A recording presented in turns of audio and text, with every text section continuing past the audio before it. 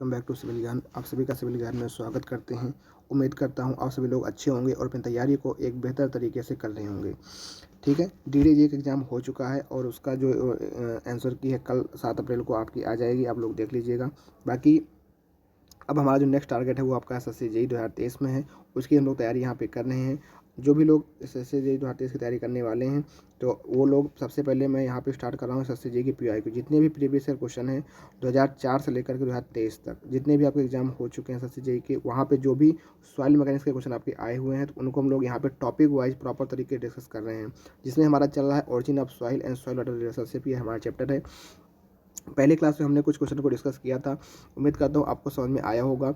अब हमारे पास कुछ क्वेश्चन है उसको हम लोग आज डिस्कस करेंगे। अगर आप चैनल पे नए हैं तो चैनल को सब्सक्राइब कर लीजिए। अभी तो हम लोग यहाँ पे प्री के लिए कुछ चीज़ें यहाँ पे पढ़ रहे हैं, तो अभी हम लोग यहाँ पे प्री के लिए पढ़ रहे हैं। तो आप लोग जो है टेक्निकल तो आप लोग पढ़िए ही पढ़िए, साथ में आप रीजनिंग भी पढ़ते रहिए और जीके जैसे भी काम करते रहिए। अगर आपका 150 प्लस स्कोर रहने वाला है तो आराम से अगर 150 प्लस स्कोर लाना है तो ये समझ लीजिए कि आपकी कुछ ऐसी रणनीति होनी चाहिए ताकि आप अभी से ही लेकर के चलें। ठीक है, और साथ ही साथ में हम लोग मेंस के लिए भी क्लास लगाएंगे, पर अभी नहीं, 10-15 दिन के बाद आपको मेंस की भी क्लासेस देखने को मिलेगी जो कि SSC के PIQ आ रहे होंगे, हम लोग उसको करेंगे। ठीक, अभी हम लोग टेक्निकल प्री ही पढ़ रहे हैं। बढ़ते हैं पहले क्वेश्चन की तरफ। पहला क्वेश्चन आपका फार्मूले बेस है। कह रहा है if white ratio is 0.67, water content is 0.188 and specific gravity 2.68, degree of saturation आपको निकालना है। ठीक है, क्या क्या दे रखा है, वाइट रेशियो आपको दे रखा है कितना 0.67, ठीक है, और वाटर कंटेंट आपको दे रखा है 0.188, स्पेसिफिक ग्रेविटी आपको जो दे रखा है वहाँ पे है 2.68, डिग्री ऑफ सेचुरेशन आपको SR की वैल्यू आपको निकाल के दिखानी है। तो E इंटू ESR बराबर W इंटू आपका GS आपको पता ही होता है। तो 0.67 मल्टीप्लाई सेचुरेशन बराबर वाटर कंटेंट 0.188 इंटू 2.68, 4 से भाग करोगे, 4 सत्ते 28, 4 छः 24, 2 26 कट जाएगा, 4 अट्ठे 32, 4 अट्ठे 32, 3 पैंतीस, 4 जाते हैं 75.2% आपका आएगा सेचुरेशन। तो ऑप्शन नंबर आपका जो हो जाएगा C आपका हो जाएगा राइट आंसर। 0.67 जो है 2.68 कट जाएगा, आराम से 4 बार कटेगा और 4 को जब 1.88 से गुणा करोगे तो हो जाएगा आपका 75%। तो ऑप्शन नंबर C यहाँ पे जो है आपका राइट आंसर रहने वाला है। ठीक है, पहले क्वेश्चन में कुछ नहीं था। आपका जो सहवाग का फार्मूला होता है जिसको हम लोग E इंटू ESR बराबर W इंटू GS से याद करते हैं, इस वाले फार्मूले आपका क्वेश्चन लग जाता है। ठीक है, तो इसके बेस पे क्वेश्चन आपके आते हैं एग्जाम के अंदर, तो इस वाले फार्मूले को ध्यान रखना पड़ेगा। यहाँ पे जो E आपका होता है वो आपका जो होता है भैया वाइट रेशियो होता है। ये आपका जो है वाइट रेशियो, इसको हम लोग कहते हैं volume of white upon volume of solid से रिप्रेजेंट करते हैं। तो ये होता है आपका volume of white upon volume of solid होता है। फिर आपका यहाँ पे सैचुरेशन जो है वो आपका होता है वॉल्यूम ऑफ वाटर अपन की वॉल्यूम ऑफ वाइट, मतलब कुल वाइट में कितना आपका वॉल्यूम ऑफ वाटर है वो आपको सैचुरेशन को बताता है। वाटर अगर आपको पता ही हो क्या होता है, weight of water upon weight of solid होता है। ठीक है, और आपका ये होता है यूनिट वेट ऑफ सॉलिड था unit weight of water, specific gravity होता है। ठीक, अब आगे हम लोग आगे बढ़ते हैं, अगले क्वेश्चन की तरफ बढ़ते हैं। अगला क्वेश्चन आपका क्या कहता है कि ए सैंपल ऑफ सैचुरेटेड के लिए has a porosity of 0.562 and void ratio the के लिए क्या होगा। तो आपने को एक संबंध, एक हमको रिलेशन पता होना चाहिए जो वाइड रेशियो और आपका पोरोसिटी के बीच में होता है, जो कि होता है E is equal to n अपान की 1 माइनस एन होता है। अगर आपको पोरोसिटी पता है तो आप लोग E यहाँ से डायरेक्ट निकाल सकते हो। तो एन की वैल्यू कितनी रखी है 0.562, 0.562 डिवाइड बाई 1 माइनस 0.562। ठीक है, तो ये तो हो जाएगा आपका 0.562, नीचे हो जाएगा 1 से घटाओगे 10 में से 2 गए 8 और 9 से 6 गया 3, 9 से 5 गया 4, तो 0.438 आएगा। ठीक है, तो अब आपको पता है कि यहाँ पे पॉइंट यहाँ दशमलव से दशमलव कट जाएगा।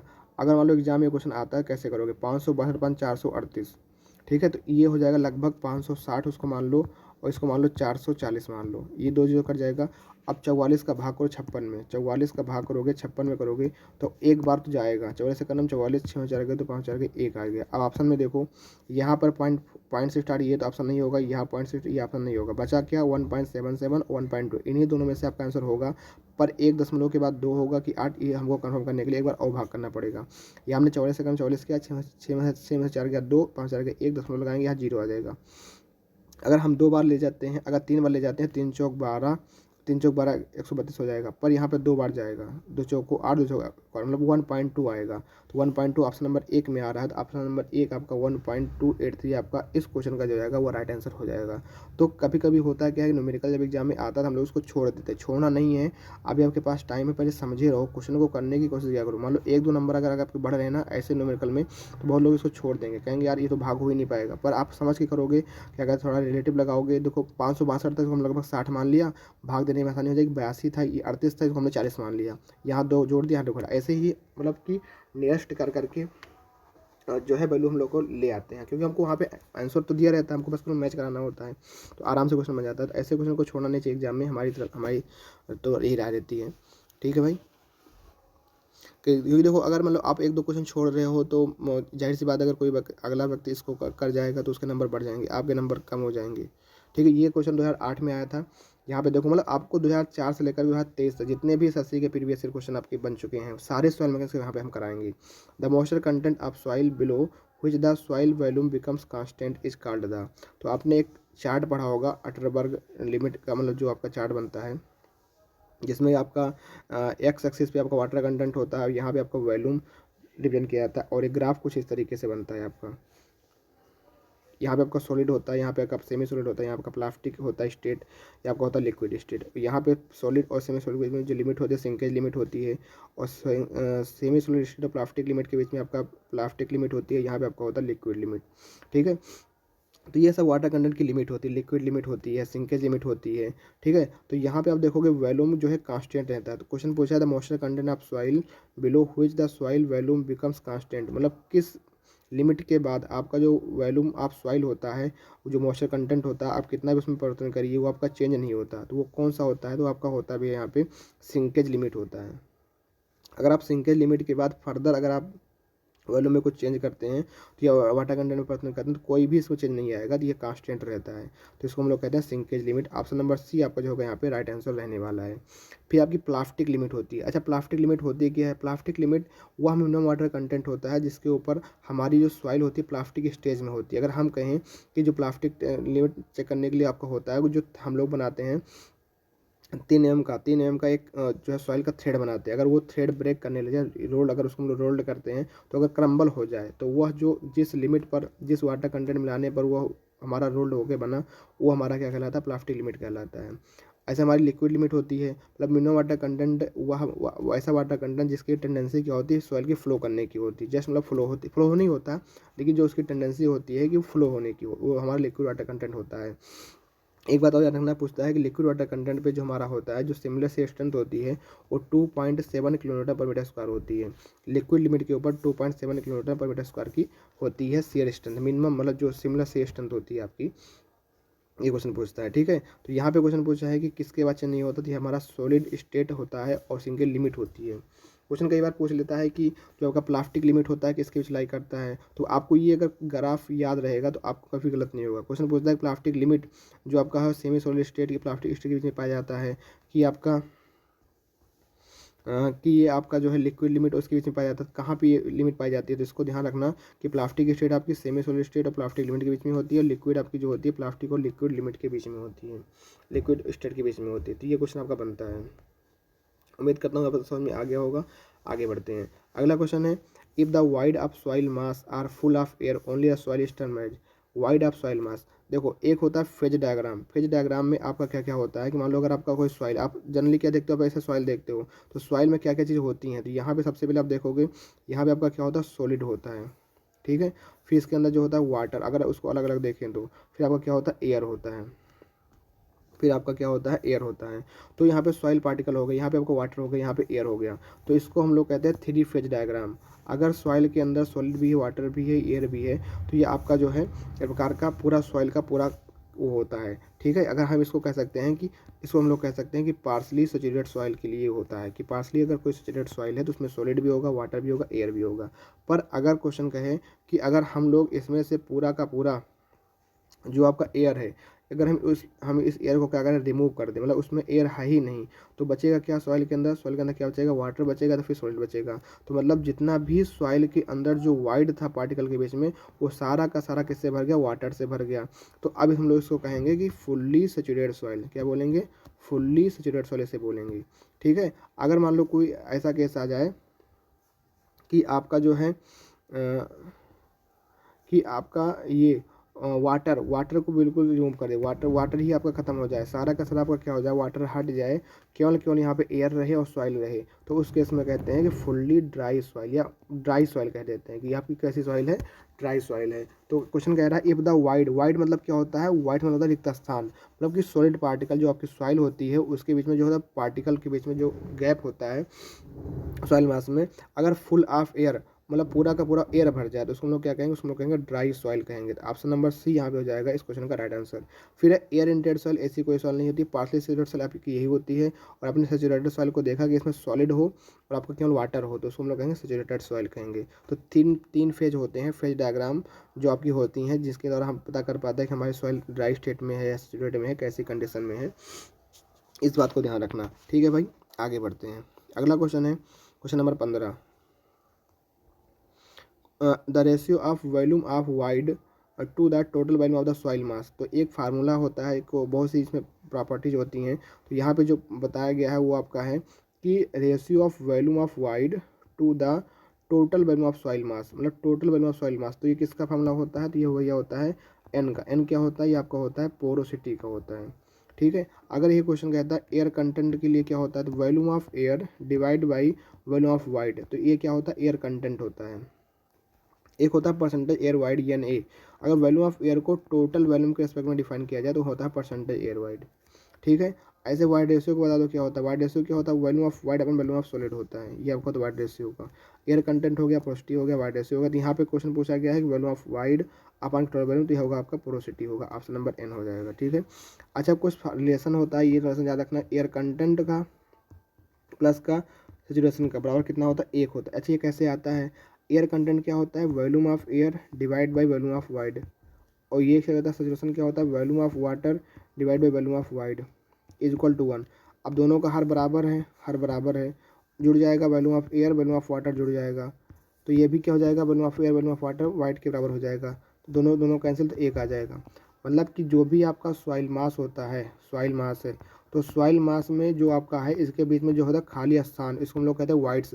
अब इस वाइड्स में या तो आपका वाटर आएगा या तो फिर आपका क्या आएगा, एयर आएगा।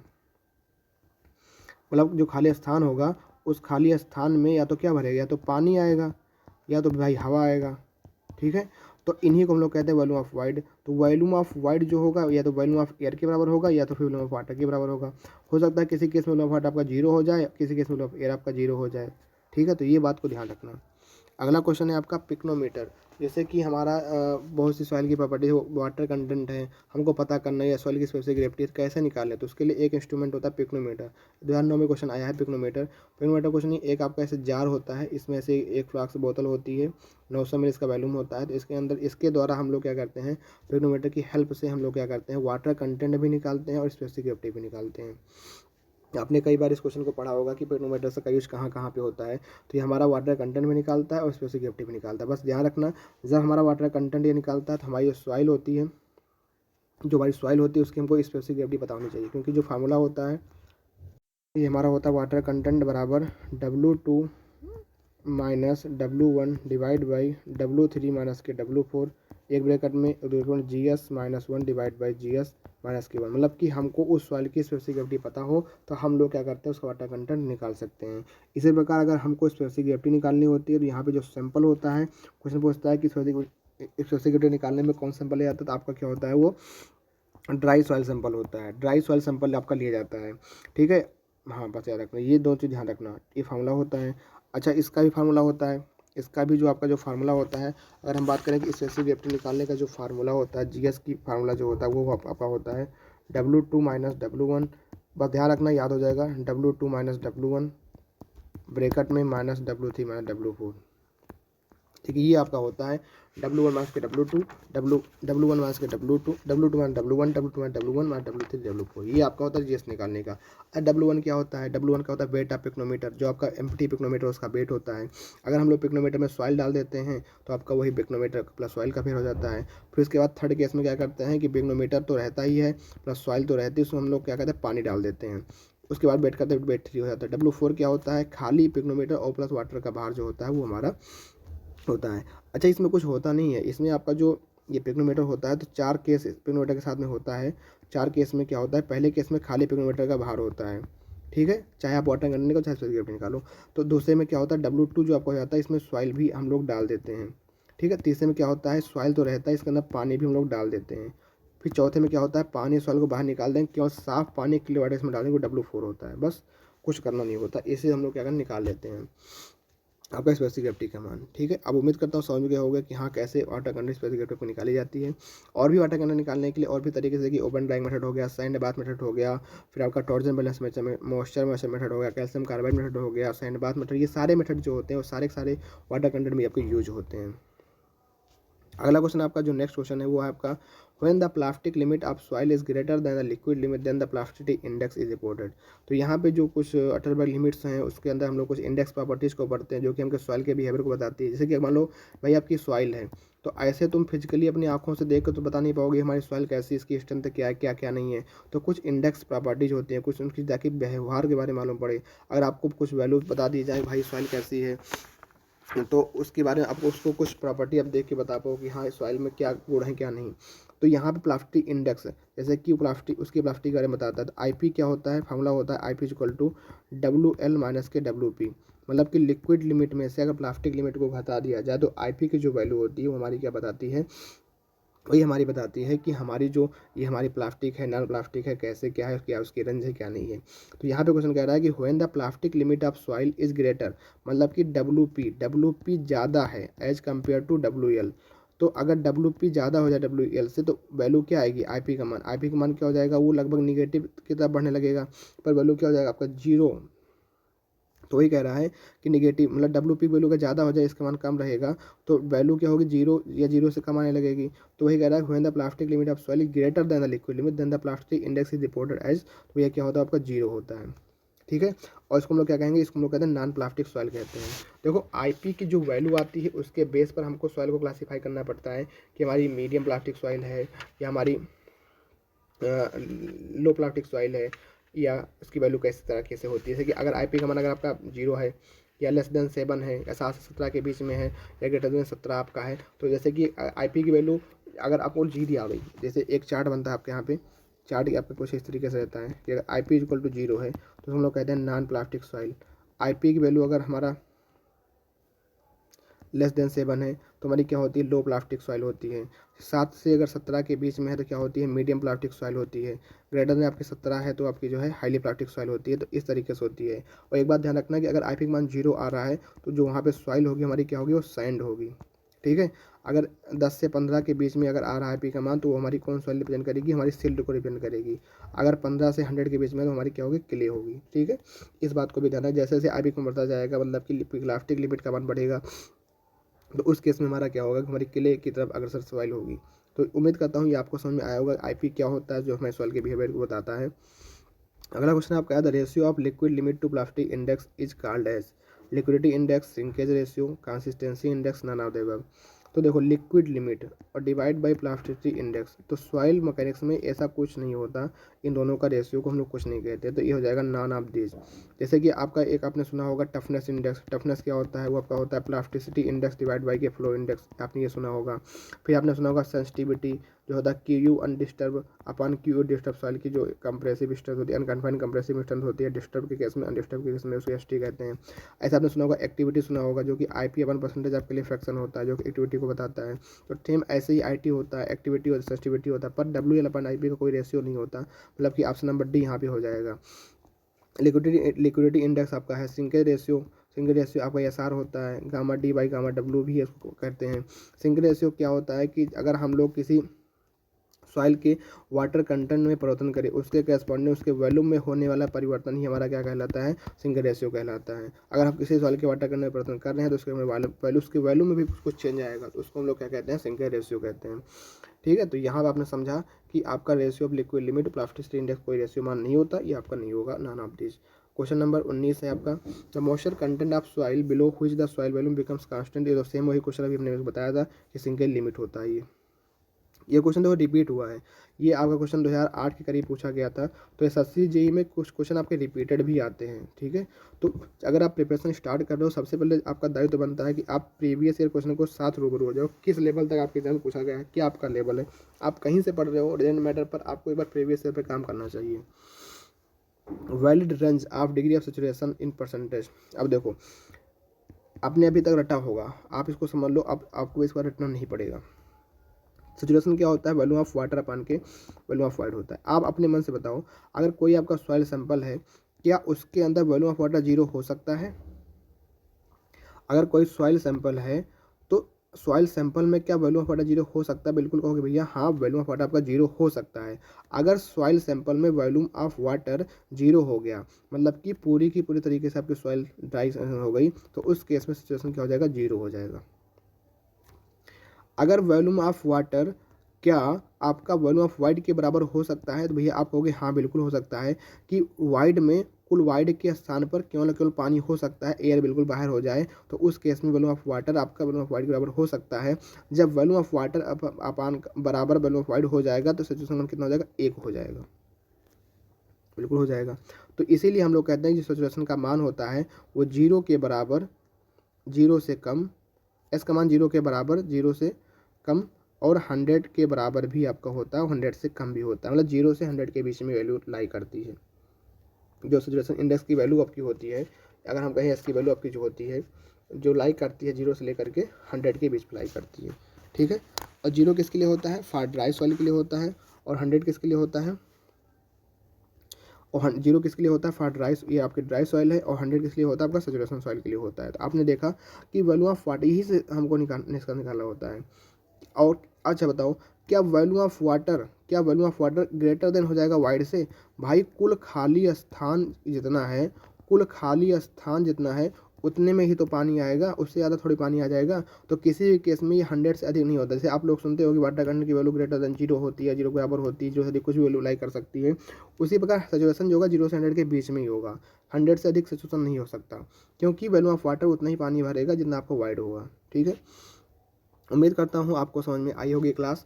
तो कल भी हमने कुछ क्वेश्चन की प्रैक्टिस की थी सॉइल मैकेनिक्स के, आज भी हमने क्वेश्चन प्रैक्टिस की। तो रोजाना हमारी प्रैक्टिस चल रही है। आप लोग हमारे चैनल पे अगर नए हैं, चैनल को सब्सक्राइब कर लीजिए। अभी हम लोग एसएससी प्री के लिए पढ़ रहे हैं यहाँ पे, फिर आगे वाले समय में हम लोग यहाँ पे मेंस की भी तैयारी करेंगे, साथ ही साथ मेंस को पढ़ते चलेंगे। साथ ही आपको यहाँ पे रीजनिंग की प्रैक्टिस सेट भी मिलेगी, साथ ही आपको जीएस के कुछ प्रैक्टिकल आपको यहाँ मिलेंगे। तो उम्मीद करता हूँ आप सभी लोग अच्छे होंगे, अपनी तैयारी को बेहतर तरीके से कर लोगे। कोई समस्या हो, कोई डाउट हो, आप ऑफलाइन कमेंट करके मुझसे पूछ सकते हैं। बाकी मिलते हैं फिर एक नेक्स्ट क्लास में, तब तक के लिए थैंक यू। जय हिंद, जय भारत।